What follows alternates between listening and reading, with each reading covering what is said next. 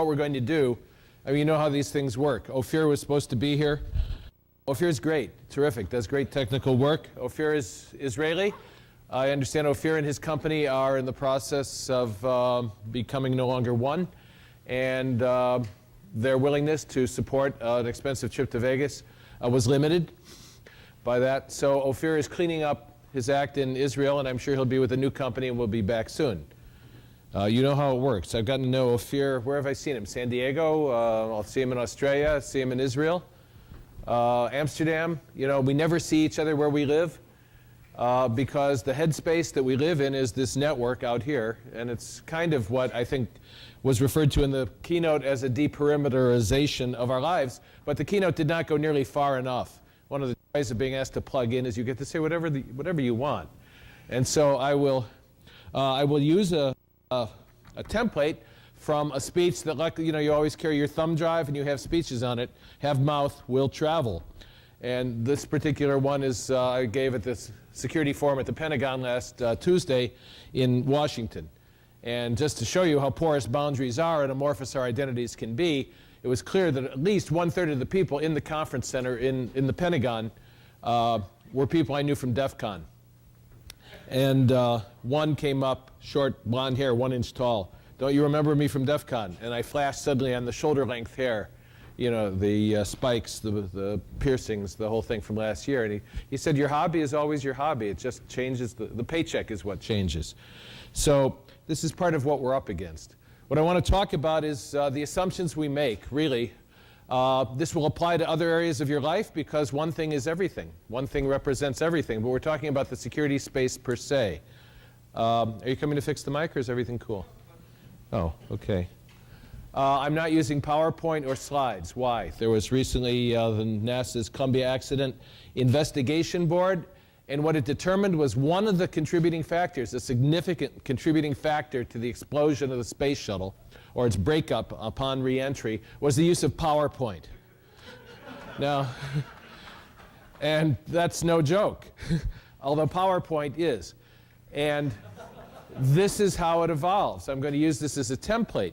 And it's how I want you to look at the truth of the security space.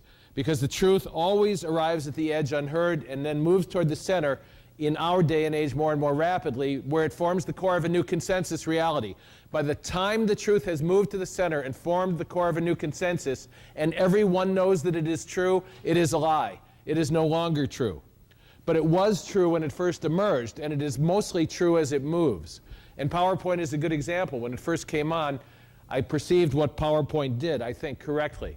Everyone I knew who gave speeches began to use PowerPoint. I mean, it just became ubiquitous. And when I went to a place like GE Medical, I spent 3 days with them talking about creation and innovation. And they said, we want you to do the keynote and then help the head of IT with the close. What kind of PowerPoint, what kind of slides are you going to use? I said, none. They said, this is GE. They will not be able to understand your presentation if it is not amplified, magnified, and reduced and filtered through PowerPoint. One of the things the NASA report said was that some of the slides used at NASA had such a density of information on them that it was impossible to read them. Have you ever seen a slide that was impossible to read? All the time. It's one of the weakest links. It's too small, it's too packed, or as always happens, it is too general and oversimplified. It forces people to think in an oversimplified manner, a bullet way of thinking. What can be reduced to 10 words? It's like I'm told in the speaking business by those who think they know how to do it, that I should never use a word that has more than 3 syllables, because no one will ever understand it. The result, of course, is audiences that never hear words more than 3 syllables and therefore never do understand the words. Just like children talk to in baby talk all their lives will never progress past baba and dada. The way you learn a language is by being called upward through the linguistic space it defines by defining something bigger than you are. And it's the same in the security space. Matt Blaze said at Computers, Freedom, and Privacy, when in Austin a few years ago, that the weakest link in any security chain is often the definition of the problem. The definition of the problem is the weakest link, and yet it is that which we do not see when we look at the problem. Robin Roberts, who is head of R&D, InfoSec R&D at CIA for a while now with Cisco, she said the problem is you're dealing with systems that have all sorts of assumptions built in, but you cannot query the system about its assumptions. It does not know what they are. And therefore, if you do not drill deeply down into the structure of the system you have built, you will not know what assumptions it is making, above all, about human nature. Someone from the Pentagon leaned over during Robert Morris's wonderful and brilliant speech, especially because he flogged my book, which is worth more than the book that he stole from me. He absolutely did that. And aside, the way he did it, I mean, this is elegant. These are the learnings you have at a conference like this that you don't anticipate. I showed him the book, right? Little self-aggrandizement. This is my book. He looked at it, and while we kept talking, he opened his bag and he put it in. So pretty soon the book had disappeared. And I was waiting for him to reach for his wallet, open his wallet, and take something out. But that didn't happen. And so sleight of hand. So we began talking about what he had done. I said, my God, this man has balls. This man has stolen my book, and he's not even acknowledging it while we're talking about it. And he continued the conversation as if to verify and validate that. And the wonderful thing was then he did reach in the bag and say, as long as I have your book, would you mind signing it for me? But obviously, reciprocity is so deeply built into the Neolithic soul. You do something for me, I have to do something for you. Why they send us junk in the mail, a feeling of obligation to send cash back. He obviously felt a sense of reciprocity. We became close friends in 48 hours, and he held up the book. Now, I was talking about something, and I don't remember what. Pentagon person leaned over during the talk. Yeah, he did. And man. All right. Would you come up and do the next paragraph, please? Well, what I was talking about was the definition of the system. It'll come back. About 20 minutes from now, I will say, oh, I remember. And then we'll go there again. But the thing about the PowerPoint was that PowerPoint does force you to oversimplify your thinking, and it does something else. It engages with the part of the brain that is not the part of the brain that I want you to engage with now as we have a conversation. What this really is about is becoming conscious of the conversation, the discourse that determines the questions that you ask, and therefore, inevitably, the answers. The discourse, the conversation. It's determined by the leadership of any organizational structure, but more deeply than that, it's determined by the culture itself. You go into any culture and you know that you discover four kinds of rules, right? There are those that are known and written, those that are known and unwritten, those that are unknown and written, those that are unknown and unwritten.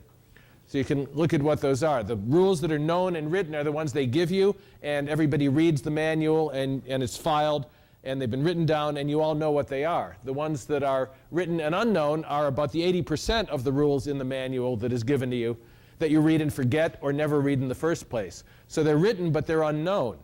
But that isn't what determines the behaviors in a culture. What determines the behaviors in a culture are the rules that are known but unwritten.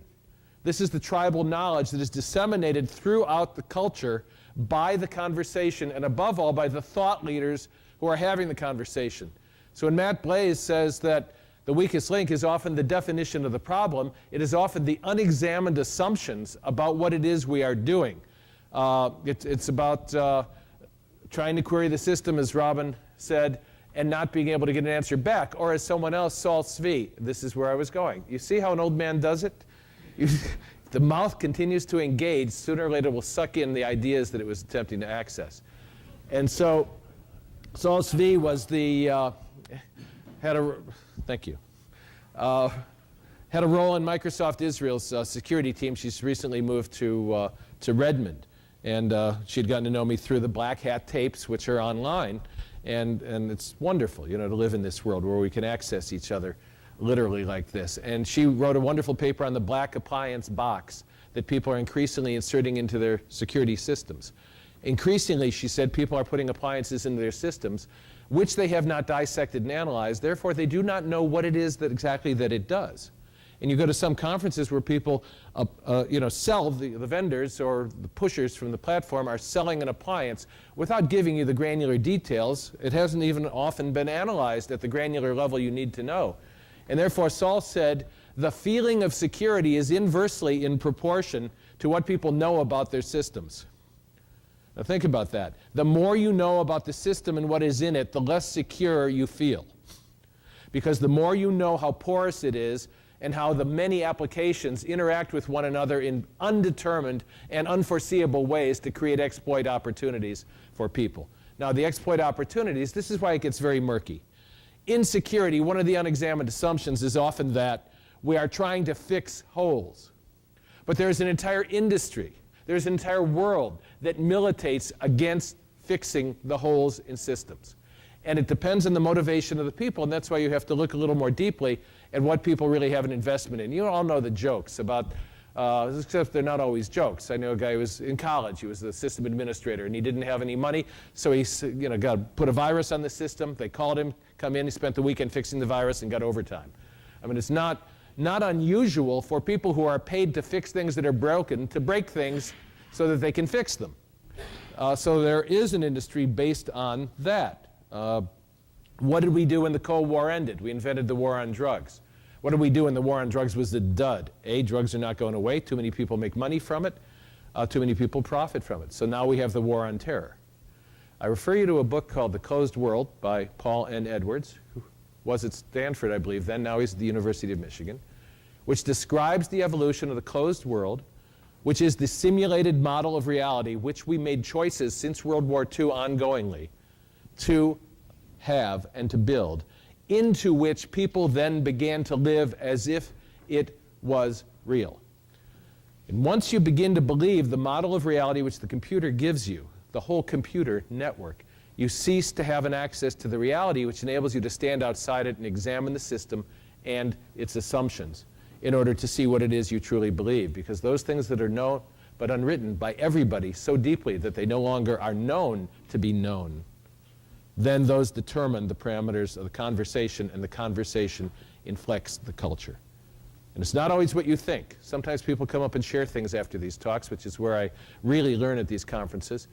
And one fellow, we were talking about the management of perception and how difficult it is to know what's really real. Talked about his experience doing CI, counterintelligence for the Army, and he was gung-ho, as young people will be for a few months, until the rocks of reality dash those hopes. And so he was being sent to Haiti, and it was at a crisis in Haiti's, a time of crisis in Haiti, and one of his missions was to do counterintelligence and to understand the network of the narco-terrorists and the narcotics cartels that were using Haiti as an access point, flow through for huge amounts of money laundering, and narcotics distribution. When he got there, there was a coup. I don't remember if the prime minister was killed or just dismissed and sent to another home somewhere else, but wherever he went, it was a change of regime, like we're going to have in November, perhaps. You just never know. And he was excited because of the opportunity it gave him to really attack narcotics and all the evil that they did. But what he noticed at that time was under Clinton was that the first person on the scene from Washington was one of Clinton's Arkansas cronies. And one of his jobs was to make sure that the routes remained intact. In other words, what he discovered was that the people who he thought on whose behalf he was doing this work, in fact, profited from and wanted to keep secure the system that he thought it was his task in counterintelligence to help to dismantle. And then it poses interesting questions for you in security. One fellow came up a similar kind of conundrum where ethics gets very gray and murky. And he worked for an exchange in New York, and not the New York Stock Exchange, but there are many exchanges, and he worked for one. And his job was to secure the perimeter, as the man said, to secure the system from unwarranted intrusion. Because there were intrusions all the time, they seemed to be coming from people who were after information, not to do anything destructive. And he kept noticing them, and he had the logs, and he went to the people to whom he had to report. He wasn't the top of the chain. And he said, I can fix this system so that we can respond in real time to a lot of these intrusions and shut them out and shut them down, and they won't take place. And the word that really came back to him, whether subtext or text, it's never going to be in a telegram, it's never going to be in a memo, was we can't do that. Because the board of directors of the exchange are the people who are hacking into the system in order to get inside information about transactions before they're public. Okay, so you got the idea. So here you are saying, we were just talking, Robert Morris and others, we were talking, a guy from In-Q-Tel, we're talking about identity as the fundamental issue that we confront. So the guy from In-Q-Tel, you know, CIA, I mean, they really asked some good questions, the 30%, by which I mean CIA was described to me by someone inside as 60% bureaucrats, 30% intelligent and creative people, and 10% psychotics. And the way it works is the 60% who are bureaucrats keep that structure going. So the 30% who are an intelligent and creative bunch can create schemes beyond your imagining that the psychotics are more than willing to carry out. All right? So we were talking about the fundamental issues that really underlie what we're talking about with security. What the hell are you trying to secure? The deperimeterization didn't go nearly far enough because it was defined in terms of business. He said it's about money, and therefore you have to secure money. So there are two major, I think, faults in that thinking that show you how he's trying to get to assumptions, but there are many, many other assumptions below those assumptions. First of all, money. Money is not a thing. It's an exchange mechanism for that which has value. People are not always after just money or trying to secure money so that if you put a hard case or shell around the money, then the money is intact. It's what's worth money. And what is worth money in our day and age more than ever is information, which has a value proportionate to the length of time it is known by the public or unknown to the public. And therefore what you're trying to secure is information. But what information? Well, you think you have an aggregate, a picture, a big picture of what information is valuable based on the story that you have been told about what it is you're doing, the narrative that defines your enterprise. That goes back to the conversation, the discourse. But that is fundamentally impaired because bits of information, which when extracted willy-nilly here and there through all sorts of means of gathering data and information, and then put together to build that big picture, like traffic analysis, as Robert Morris was alluding to, then it enables someone to know the assumptions of the system that the system itself does not know. It's what intelligence is about. Getting bits and pieces, which intuitive, creative people then aggregate into a big picture that reveals more than people creating the information know it reveals in the first place. So what is it, in fact, you are trying to secure? Well, we're trying to secure a business. Well, what business is it? I was at a stock market conference not too long ago. Well, it was several years ago. It's when people in the investment world, I was doing keynote for AIMR, which was then the Association for Investment Management and Research. And these were the managers of mutual funds and pension funds. A lot of money, billions of dollars. And they were trying to get their minds at that time around the notion of transglobals. Now, they thought they knew what transglobals were because these were companies that had a base in one or another country and operated in many countries. But in fact, that wasn't the emergent reality of a transglobal. A transglobal was truly a transcendent entity that might have originated in a country but sprang loose from its moorings like a dirigible on a thin line that finally popped and hovered indeed like cyberspace seemed to hover once upon a time over nation states. Now, where did nation states come from? Look at the 16th, 17th, 18th, 19th century above all. Nation states are abstractions, images, metaphors, ideas. It does not exist. You know that. You know there are no dots on the map that define a nation state. And if there were, you know that in the last 10 years we've had to rewrite the maps over and over and over again until appropriately it's only on computers that maps should exist because they have to be revised so frequently. Nation states are boundaries around a level of economic, social, and political organization that was appropriate to the flow, the speed of the flow, and the immensity of the flow of information at a particular time in the evolution of culture. In other words, prior to the emergence of nation states, we could have other kinds of boundaries around other kinds of entities, like principalities and duchies, and small empires or large empires. But we didn't have nation states with boundaries around them that facilitated the economic, social, and political intercourse of peoples in the world which had come to define itself as a collection, aggregate, of nation states. In other words, identity is a boundary around an identity. But boundaries are exactly what's morphing and are also the means of defining security and privacy and intellectual property. identity as an individual, identity in the aggregate. I'm going to be talking at DEF CON about the identity of individuals as evolving from the Renaissance, and why it doesn't always apply when you look at the individual as a node in a network, and therefore not as a bounded entity. So what has happened to nation states? Well, the transglobal thing was very interesting. What they discovered was that transglobal companies like General Electric, for example, or Citicorp, had emerged which literally did not belong to any country, and therefore, as you know, often had much more power than many countries. With little countries and big entities like the Russian Mafia and Sierra Leone, it's easy to see. Sierra Leone became a wholly owned subsidiary of the Russian Mafia. Now, the Russian Mafia wasn't fooling around. These are not Italians playing games, being on television, you know, whacking people here and there. Russian Mafia is serious. John Gotti's lieutenant said, listen, you cross us, we'll kill you, but these bastards will kill your whole family. I mean, when John Gotti's lieutenants speak with a quaking voice of the Russian Mafia, I don't want to cross these guys. And when they came out of the Gulag in the 80s, that great campaign, Let My People Go, so many of them did go to Israel where they could claim rights of citizenship only for the purpose of getting that citizenship. So Israel, a country of 5 million people, finds itself with 500,000, 10% of Russians, finds 10% of the 500,000, 50,000 are engaged one way or the other with the Russian Mafia. Does it affect things? Yes. Netanyahu is this wholly owned. Is this being recorded? Some say, some allege, some believe that Netanyahu and other politicians are seriously affected by the inflow of money from those sources. And they, of course, function in stealthy ways. A friend I know who does security in Israel said he was putting together a program. You know, when you come to Israel as a Jew, you get a year or two, is it, of money to help you, you know, $10,000 or whatever, and help you get on your feet. Well, obviously, it's a recipe for fraud, right?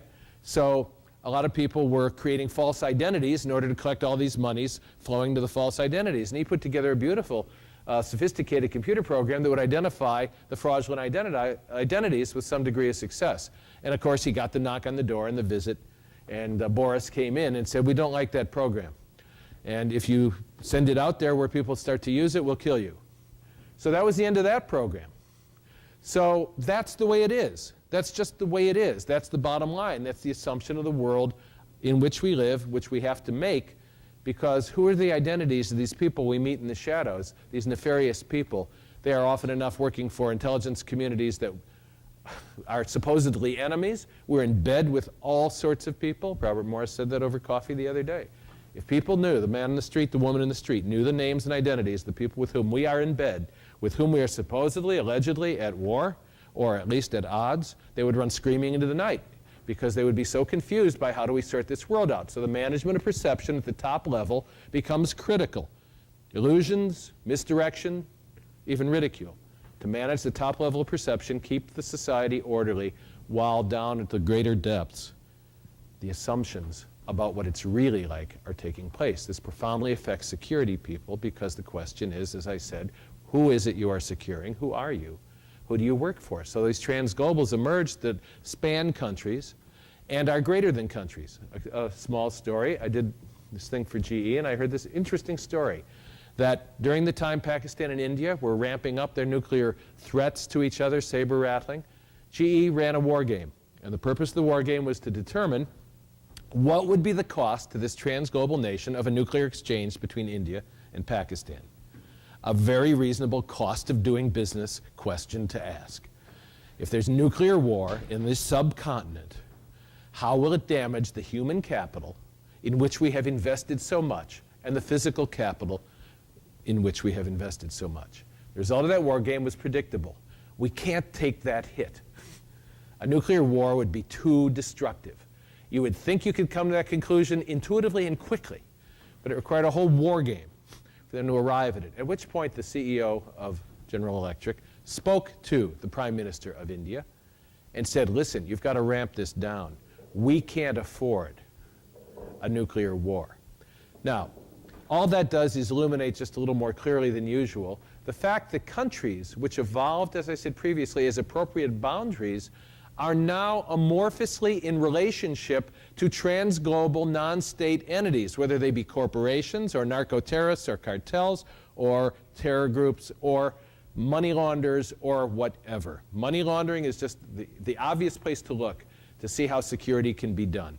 A friend of mine, Rachel Ehrenfeld, ran the Center for Something of Democracy in New York. You know, she's hopeless, naive, innocent, because she is still trying to bring people to account on behalf of the ideals which she continues to hold. So she was talking to somebody from the International Monetary Fund not long after 9/11, and she said, we don't have to make a big deal out of tracking money. We know how to track money. We know where the money goes. We know how it's laundered, and we know who's doing it. What it will require is simply exposing the truth about it to the world. And the man from the IMF, who was a ranking official, said, listen, we do not have the political will to do that. We have to settle for something less, because to do that would expose the entire global financial system for what it is. And in terms of economics, the money doesn't care where it comes from. It doesn't care what label you put on it. I mean, we're in Las Vegas, for heaven's sakes. I mean, where did Las Vegas come from? What was it, 1947? Bugsy Siegel standing in the middle of the desert, nuts but visionary, said, what am I going to build? Was it the Sands? Was that the first one? Well, he got whacked because it didn't turn a profit fast enough, but his vision was real. And what was Las Vegas through the 50s and the 60s but a conduit for laundering vast amounts of money that then washed back into legitimate businesses and participated on the scale of corrupting democracy and judges and mayors and police at a level that had never before done. There's always corruption. But what Vegas stands for is the institutionalization and really the adoration of this process. So much money came out here from Chicago, where I grew up, and you couldn't grow up in Chicago without knowing what was going on. You had to know what was going on in order to live in Chicago. I got through Northwestern working for an alderman, and he was typical. If he had 4 ways of doing something, and 3 were legal and 1 was illegal, he always did it illegally, just to maintain his integrity. I mean, it's just the way it was. You know, they asked me to be precinct captain when I was 18. I said, 18, you got to be 21. They said, don't worry. You didn't need the internet to get false documents. We'll get you 21. 21 is easy. I said, well, what's happening to Kitty, our Democratic precinct captain? They said, oh, nothing's happened to Kitty, but you asked me to be precinct captain. Oh, idiot, you know, because I didn't have the right assumptions. We want you to be the Republican precinct captain. That way you can sabotage campaigns, tell us what they're doing, you know, mess things up. Just take orders from us on behalf of destroying them. I was 18, and so I was just getting a lesson in how things work. Well, the advent of these trans-global entities and the fact that they often have much more power than nation states means there is a shift in power, and it is constantly shifting, and therefore those dilemmas of the people who found out they thought they were working for somebody and they found out they're not working for the person they thought they were working for, what I'm fundamentally trying to confront you with is that question, who do you work for? When you secure information, at what level of abstraction do you put a boundary around it? What is the source of the information you are securing that has value, that changes into money somewhere along the line? What is the origin of it? What is its destination? What is it ultimately going to be used for? Who are you in this task? And are you willing to become conscious of it? Marshall McLuhan said that so long, nothing is inevitable, so long as we are willing to become conscious of what is happening. The level of consciousness to which I am addressing these remarks is a higher level of consciousness than many of us are comfortable with much of the time, because it forces us, like William Burroughs said when he wrote Naked Lunch, to look at what it is on the end of our fork before we eat it. So it's about assumptions. All right. Any questions at this point? See where we've practically done it. I'm not on page 1 yet. It's so typical of me, honestly. Any questions? Yes. Yes. Oh, no, and keep the camera on me, please. Yes? What then is the value place of the novels of William Gibson Stevens in helping us to find those new areas? Well, the question he's really asking is, what is the value of science fiction, especially cyberpunk science fiction, in helping to define the landscape of the topography that I'm describing, correct? Yes. Good man. All right, science fiction is the way a society dreams. Science fiction is the right brain imagining of a left brain technological society. So let's take a look at science fiction shortly. Jules Verne, From the Earth to the Moon, written when? 1869. 100 years later, we land on the moon. Vision, reality, took 100 years. Brave New World, Aldous Huxley, 1932, right? Something like that. 1990s, 60 years later, we are engaged in massive global social conditioning. We call it management of perception, or entertainment, or media, or spin, but it's a whole talk on how that's really done. It took about 60 years before the realities envisaged there came to reality. Neuromancer, written in the 80s. And yet in 1990s, everyone knows what a consensual hallucination called cyberspace really looks like. So what is it, in fact, that has happened? The gap between the vision and the reality has gotten shorter and shorter and shorter. Why? Remember, I said nation states were boundaries around appropriate levels of abstraction for the management of the flow of information. And that is contingent directly on the information and communication technologies which a civilization has involved. Of course, it's more complex than that. I'm oversimplifying. Propulsion systems, material science, and many other factors come into this. But in fact, the flow of information has gotten so fast that what has happened to science fiction? Bruce Sterling said that you can't look out any more than maybe, if you're good, 5 years. 5 years. And what has happened to the essence of science fiction? It used to be I, Robot, the movie years later from Asimov's stuff, Foundation. It was nuts and bolts stuff. It was technology. It was the evolution of science in the future. That has shifted radically in our generation to questions of identity and humanity. It goes back to identity. So you have Kiln People by Brin, or you have, what's his name, Morgan, Richard Morgan, Altered Carbon. These are questions of clones and persistence, and you go back to Philip K. Dick, who, just like McLuhan, it took a full generation for Philip K. Dick's ideas to become relatively accessible to a population through movies like Blade Runner or Total Recall or other movies that are made based on his far-seeing ideas. A lot of people thought he was nuts. A lot of people, maybe not so many, most don't care, but some people think I'm nuts. And I confess that openly and lovingly. Because I got a track record now. And the things that people said were nuts that I said now can be seen to have been prescient. You know, and the difference is simply you got to live long enough to find out you're not nuts.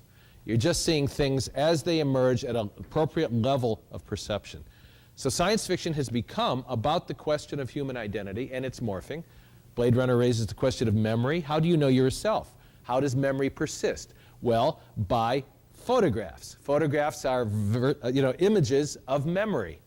All right, so what is, on a global societal scale, the management of perception that I've been describing, but the creation of memories by those who design them, and therefore help to create the big picture which we believe and accept at face value, which you might call, for a metaphor, a digital cage, in which we, like birds, are given enough freedom to flap our wings and therefore sustain the illusion of flying.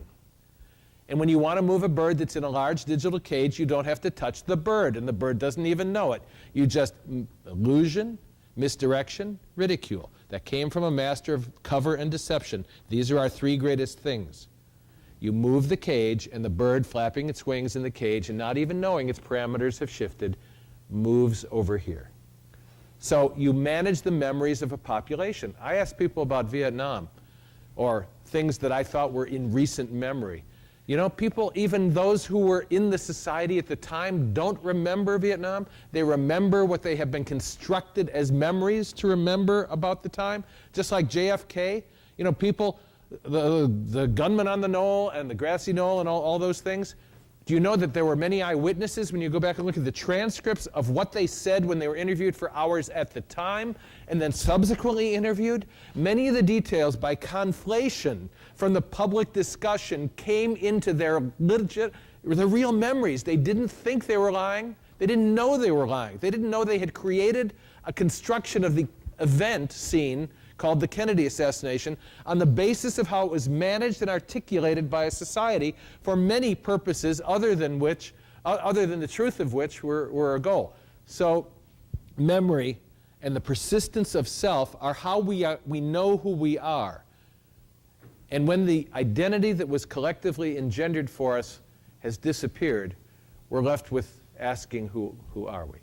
And science fiction, Neuromancer, a lot of the science fiction I look at is a way of trying to anticipate what it is that is coming. I'll get to your question in just 1 second, because I don't really want to forget this. I want to just throw this out, given the time. I think I have it reasonably ready at hand, because one of the questions becomes, how do you know what's on the edges? And I was just, again, the guy from In-Q-Tel, everything I mentioned, well, military research, of course, is where you go, because 20 years later, it's going to be society.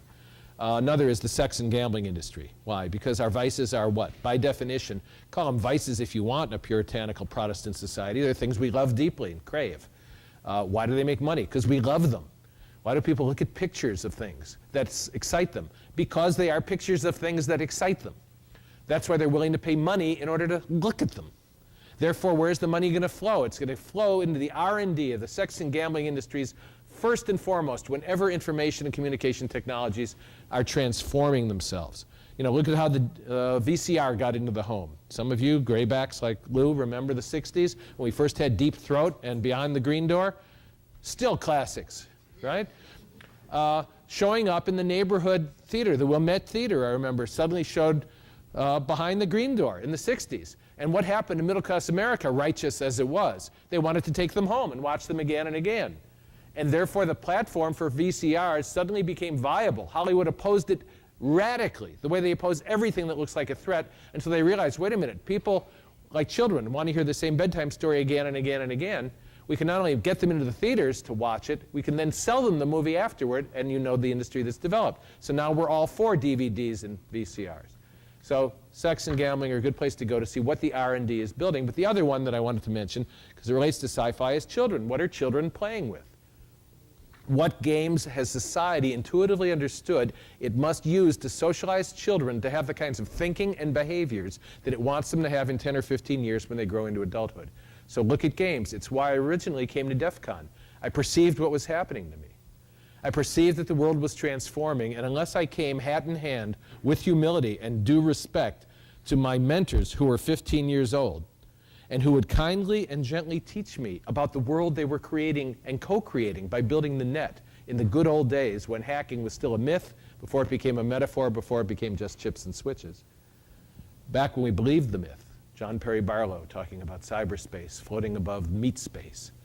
And when you believe the myth, you don't know it's a myth. When you start talking about it's a metaphor, you're moving away from the myth. People who believe in Zeus as a god don't know they're believing in a myth. But after a while, when they talk about Zeus as a metaphor for X, Y, and Z, they've started to deconstruct it, and then you start to talk about human society and how people think about gods and images and metaphors. By the time you get to an objective scientific description, the myth and the metaphor have lost their potency. So I look at what kids are playing with, and this was on the window of a museum in Milwaukee, where I lived not long ago. A museum shop, and this is what they were selling. Just listen and think about how each one of these is a pointer toward what is emergent, not in the future, but now, or else it couldn't have been thought by a museum staff in Milwaukee. Off-world gear, weapons for the mind, cyber pets, idea generators, cosmic debris, alien life forms, space armor, space junk, thought reactors.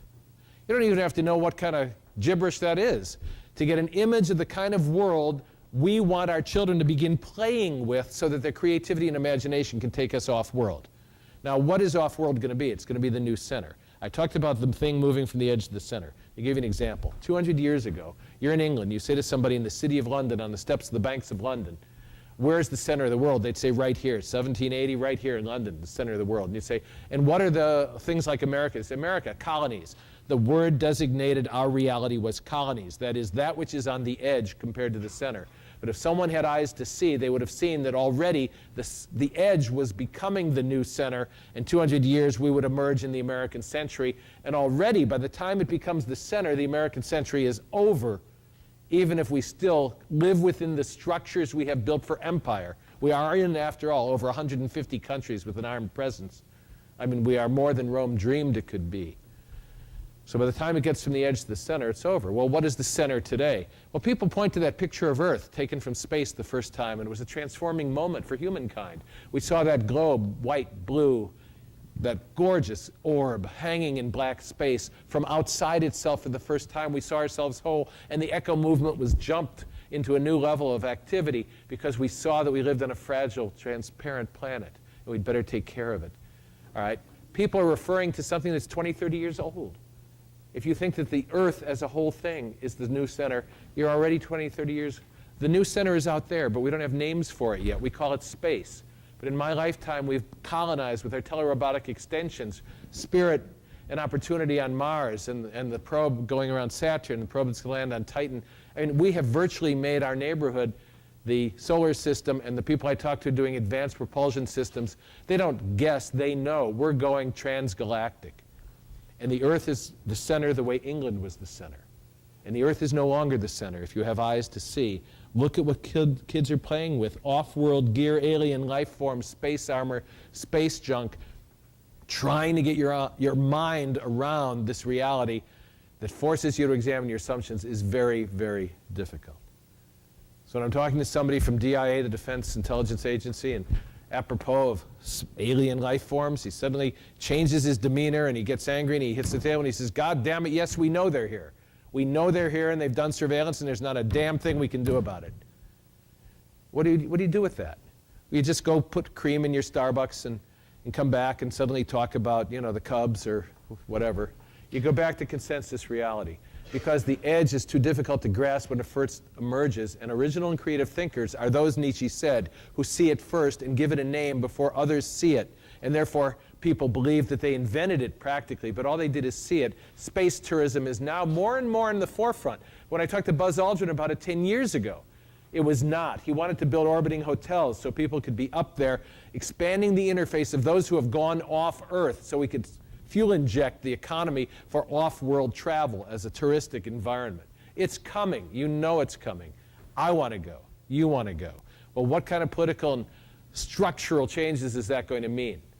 Well, it means that when you ask, well, where's the USA going to be?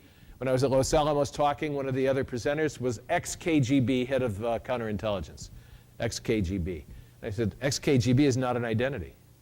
To have been something and yet to persist without a name is not an identity. And it is our destiny for all of us, always, to be moving into that place without a name, where we must reinvent our identity based on the structures that our technology has defined as the appropriate levels of economic, social, and political intercourse. And it is no longer nation states, and it is no longer even trans-globals, because by the time I can describe them, like at that conference for stock managers who were trying to get how they could define countries and their values, companies and their values that had no locus or nexus to specific countries, it gets very, very murky. All right. Question? Okay, over here. Okay. You made it a reference to the bird in the cage, bird in the media cage, those analogies. On one hand, referencing that our perceptions and our reality are being constructed for us, but on the other hand, you referenced the absolute creative, possibilities that are endless in our future, and I'm having a hard time reconciling. Getting those together? Yes, me too. Because it means coming to terms. It's Chinatown. You know the movie Chinatown? I used to refer to movies like Lawrence of Arabia and Chinatown and expect people to know those classics, and now I find it's not true. Even when I was in Eilat, Israel, and said, Aqaba is over there. It's only a matter of going. Nobody laughed. Aqaba was half a mile, a cab ride away. But nobody knew I was quoting Sharif Ali and Lawrence of Arabia, so I can't do that anymore. But in Chinatown, at the end, he says, it's Chinatown, boss. It's Chinatown. Well, I mean, the kind of reality I'm talking about requires a capacity to live comfortably enough with ambiguity and complexity so that you never quite manage it except for now. It's why scenario planning emerged in 1973, the OPEC oil crisis, as a new way of constructing the future as a spectrum of possibilities rather than straight-line management by objective. Our whole way of thinking about the future changed. And it changed as an image of the technologies of information we were using that had symbiotically transformed us into new human identities. And once that's happened, you don't remember who you were in the same way. People say, oh, but humans have always been this way. No, as template maybe, as hardware perhaps, but not as software, not as cultures. How we are is different. So, the task, and if you buy this book, I'll give away two of these for free to anyone who has persisted through this whole talk and raises their hand high enough.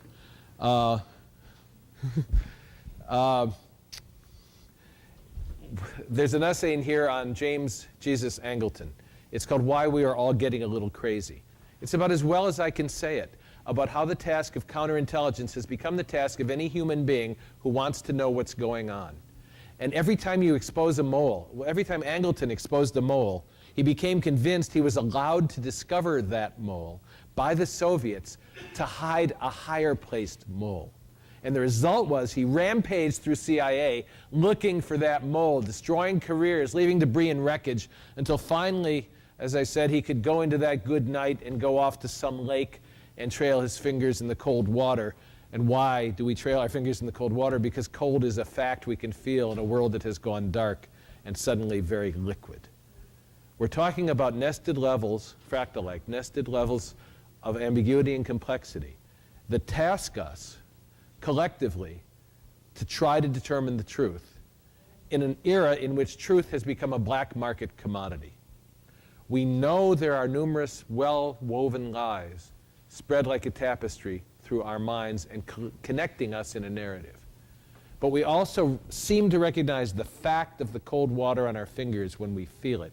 And we exchange this truth in the darkness, the way people in the Soviet Union of old would talk in whispers on darkened stairways. And then you build a black market in truth. And what you're really doing is building a construction of reality that makes more sense to the cognoscenti, i.e. you, who are willing to persist in the quest to understand what's going on. But you do it in Chinatown. You never know what's going on. And the closer I get to the truth, I mean, I am closer to some truths than I've ever been in my life. And I am aghast. And I'm telling you the truth. I don't know how to talk about it quite yet. The things I think I have found out and put together to illuminate what I am trying to describe. It's a very difficult task. But the fact that you can never win doesn't mean you shouldn't play. Did you see Deconstructing Harry by Woody Allen? At the end, he's talking to Billy Crystal playing the devil, and he's whining about how things had gone for him, and Billy Crystal says, hey, sometimes you're up, sometimes you're down. In the end, the house always wins. It doesn't mean you didn't have fun. That's the position we're in. You can't beat the cosmos, but you can engage in using your creativity and imagination in all the ways that you believe are important, according to the level of your vision and perception, knowing it is partial for now. And that's all we can exchange with each other is good enough visions for now. And when we come here, and we don't really have time to go there to see what it looks like, but I had hoped we would begin to explore what are the assumptions you believe are true that are probably already well on their way toward the center. What is it that everybody in the security space believes that therefore has become not true in relationship to the genuine threat?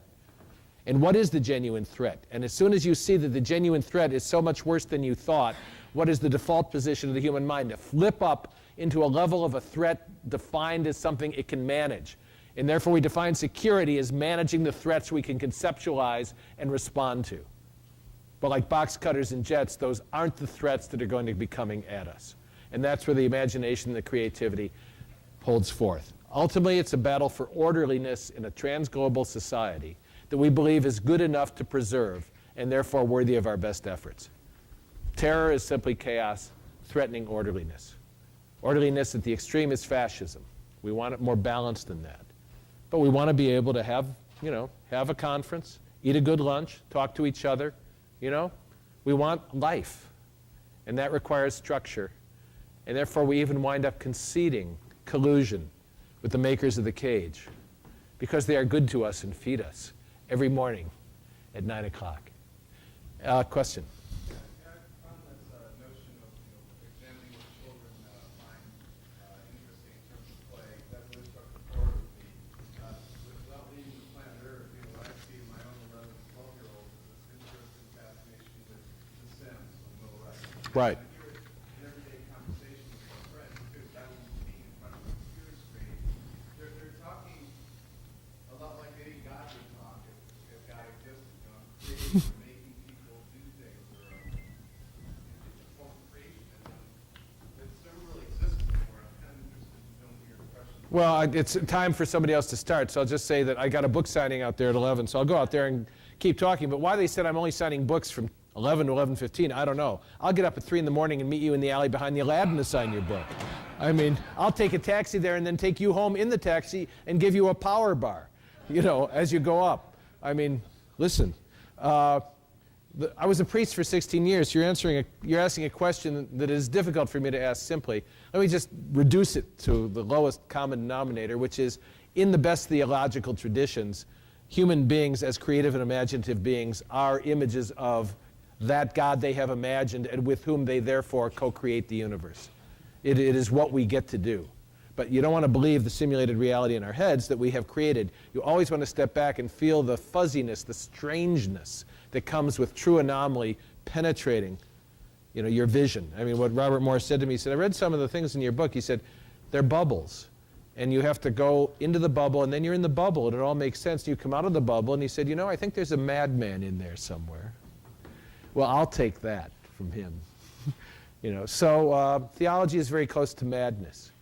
Because if it's any good, it entails experiences that take you through zones of annihilation that utterly transform and powerfully destroy who you think you were on the road to something else. And that's where we go as societies too. And that's why Alfred North Whitehead said, those processes that are genuinely revolutionary all but wreck the societies in which they occur. When we're comfortable in having coffee, that's fun, seminar room stuff, wreck societies. But when things are aflame and Godzilla's rampaging through the streets of San Francisco, it's not so much fun if you're in San Francisco, right? So there's more to say, but thank you very, very much. Who would like a book? These are, thanks. Okay, no more men. One to a man, one to a woman. I know it's unfair. You don't count. That's not fair. Okay, you can have it. I won't throw it because it'll hit the guy in the head. Yeah, right. Okay.